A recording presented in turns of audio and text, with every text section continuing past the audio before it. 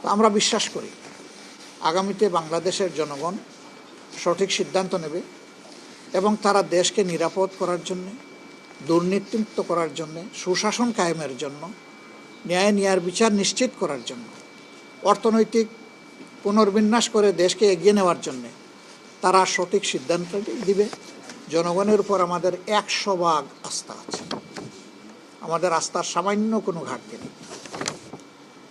শুধু আমাদের দাবি চাহিদা নির্বাচনটা সুষ্ঠু হোক, ভোটাররা নির্বিঘ্নে গিয়ে তার ভোটটা সে নিজেই দিক, ভোট দেওয়ার পরে তার ভোটের রিফ্লেকশনটা ফলাফলে উঠে আসুক।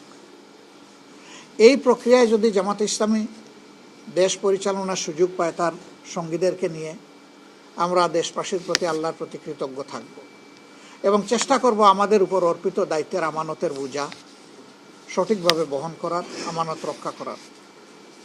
তবে যদি জনগণ অন্য কাউকেও চয়েস করে, সেই ক্ষেত্রে আমাদের অঙ্গীকার হবে দেশের কল্যাণে গৃহীত সকল সিদ্ধান্ত আমরা সমর্থন করব এবং আমরা সহযোগিতাও করব। সিমিলারলি অন্যরা যদি অপোজিশন গ্যালারিতে বসেন, বিরোধী দলে বসেন, তাদের কাছ থেকে একই জিনিস আমরা প্রত্যাশা করি for the sake of the country. Moreover আমরা এটাও চিন্তা করছি 54 বৎসরে আমাদের দেশ কোনো ফেয়ার ডেমোক্রেসি এবং কোনো স্টেবল স্থিতিশীল সমাজ পায় নাই। একটা সমাজের উন্নয়নের জন্য, এগিয়ে যাওয়ার জন্য স্থিতিশীল সমাজ ব্যবস্থা খুবই গুরুত্বপূর্ণ। আমরা চিন্তা করছি নির্বাচন হয়ে যাওয়ার সাথে সাথে নির্বাচনে অংশগ্রহণকারী সকল দল এবং পক্ষ যদি আমরা খোলা মন নিয়ে একসাথে বসতে পারি যে আগামী 5টা বছর দেশের স্থিতিশীলতার জন্য আমরা সর্বোচ্চ কী করতে পারি। আমরা কি কোনো সমন্বিত চিন্তা করতে পারি? যদি সবাই মিলে ভালো মনে করে we are ready to render hour support. এর অর্থ এটা নয় যে অন্য কেউ সরকারে চলে গেছে আর আমরা তাদের হয়ে কাজ করব, but we have some conditions. Number 1, every party and quarter তারা বলবেন যে আমরা নিজে দুর্নীতি করব না এবং দুর্নীতিকে প্রশ্রয় দেব না। এটা আমাদের 1 নম্বর শর্ত। আমাদের 2 নম্বর শর্ত হবে justice for all and equal, সকলের জন্য ন্যায় বিচার এবং সমান বিচার। এই প্রক্রিয়ায় কোনো রাজনৈতিক দল বা পক্ষ হস্তক্ষেপ করতে পারবেন না। আমাদের বিচার বিভাগ পূর্ণ স্বাধীনতা তারা ভোগ করবে। তবে বিচার বিভাগেরও অ্যাকাউন্টেবিলিটির বা দায়বদ্ধতার জায়গা থাকবে, জবাবদিহিতার জায়গা থাকবে, সেটাও নিশ্চিত করা হবে যাতে একটা চেক অ্যান্ড ব্যালেন্স মেনটেন হয়। আমাদের 3 নম্বর শর্ত, আমরা বিশ্বাস করি দেশের জনগণ 54 বছরের রাজনীতি দেখার পরে ডেফিনেটলি হতাশ। ওই রাজনীতির জনগণ আর দেখতে চায় না। ওই রাজনীতির একটা পরিবর্তন চায়।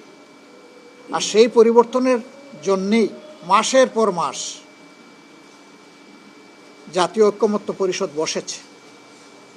অলমোস্ট সকল সেন্সিবল পলিটিক্যাল পার্টি সেখানে পার্টিসিপেট করেছেন, যারা এই নির্বাচনে অংশগ্রহণ করেছে।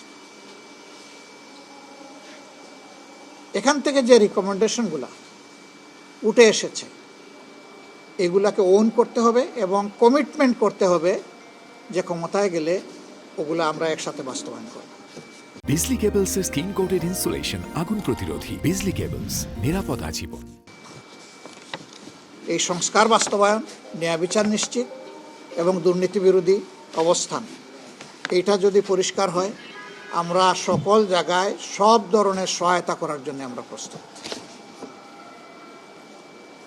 আপনারা ভালো থাকবেন। আরও আপনাদের সাথে আমাদের অনেক কাজ হবে।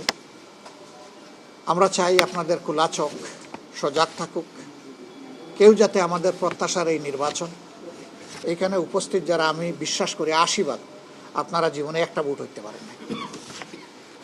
আপনি আপনার ভোট নিশ্চিত করবেন এবং আপনি সমাজের আপনার সহযোদ্ধা তরুণদের ভোটগুলোও নিশ্চিত করবেন, তরুণীদের ভোটগুলোও নিশ্চিত করবেন। এই ক্ষেত্রে ওয়াচ ডগ হিসাবে আপনাদের খোলা চোখে আপনারা জাতির অত্যন্ত সতর্ক পাহারাদার হিসাবে দায়িত্ব পালন করবেন, এটাই আমরা আপনাদের কাছে প্রত্যাশা করি।